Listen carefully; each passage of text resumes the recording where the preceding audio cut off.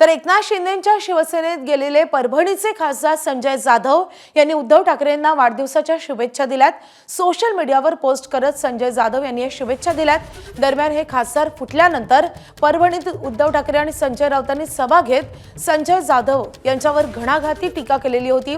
त्यामुळे संजय जाधव यांनी ही शुभेच्छा दिल्यामुळे आश्चर्य व्यक्त होत आहे।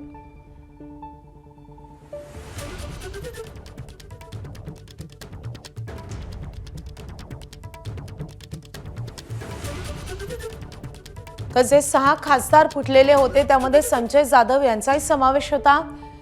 या खासदार फुटीनंतर उद्धव ठाकरे स्वतः परभणीत गेलेले होते आणि तिथे जाऊन संजय जाधव यांच्यावर त्यांनी घणाघात केलेला होता।